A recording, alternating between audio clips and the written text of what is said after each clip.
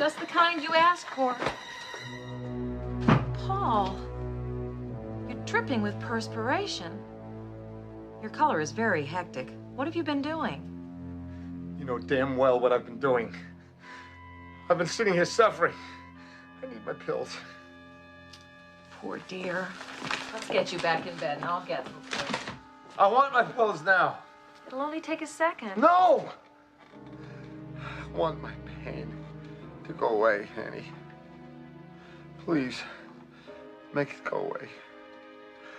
Please, Annie. Please. It just breaks my heart to see you like this.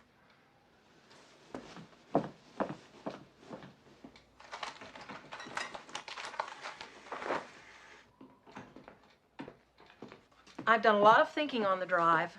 Here you go. And I'm absolutely certain the main reason I've never been more popular is because of my temper. You must be so mad at me.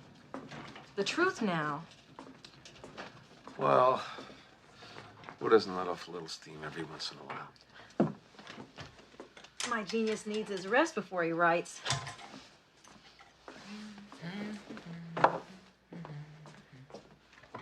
Tootsie's up. There you go.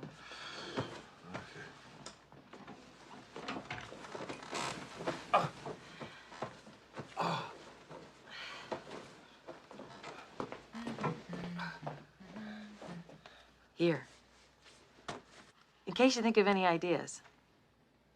Yeah, well, I wouldn't expect too much. Don't be silly. You'll be brilliant. Think of me as your inspiration.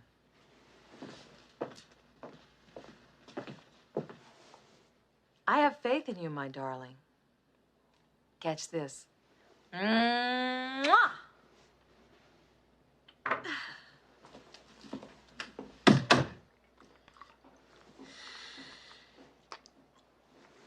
Darling.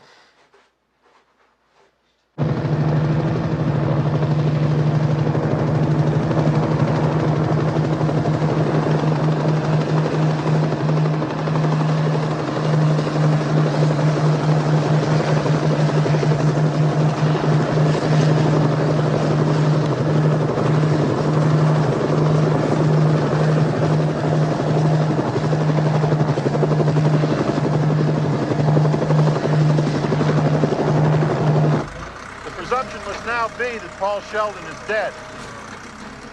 We know that he somehow managed to crawl outside his vehicle, but we have been unable to find his body anywhere in the vicinity of the accident.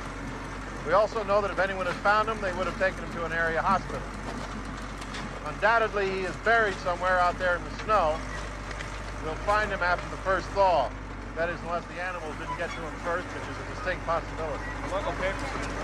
That was a statement from Colorado Police Chief Sherman Douglas. Novelist Paul We will Sheldon be updating you with the...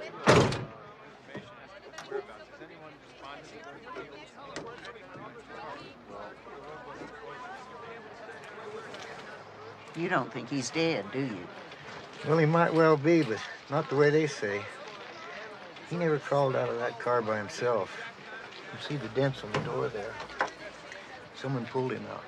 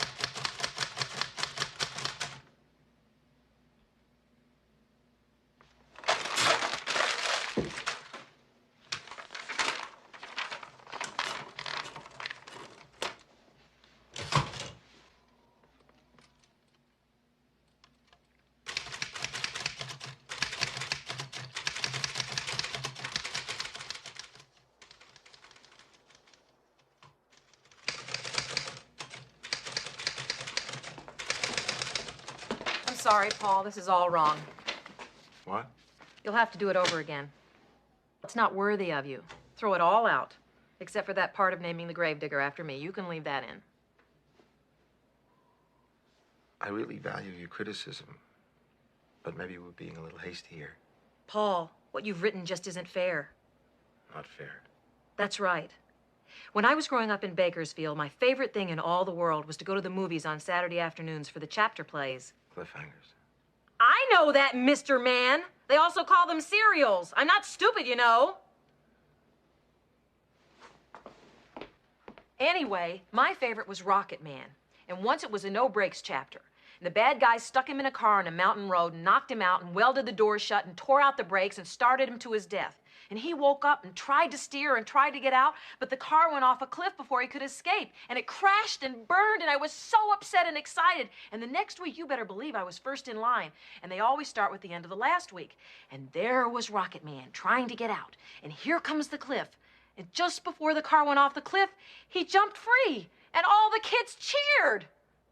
But I didn't cheer. I stood right up and started shouting, "This isn't what happened last week. Have you all got amnesia? They just cheated us. This isn't fair. He didn't get out of the cock-a-doodie car."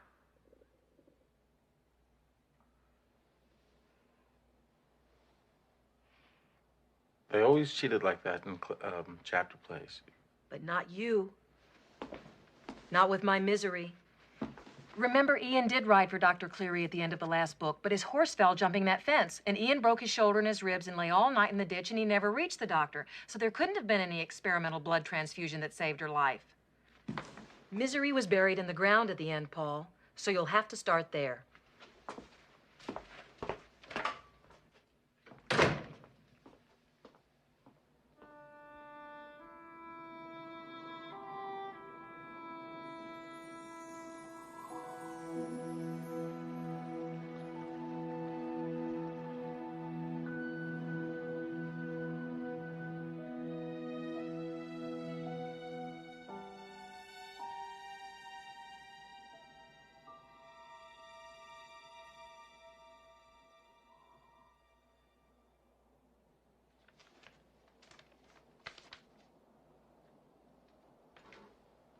Is it fair?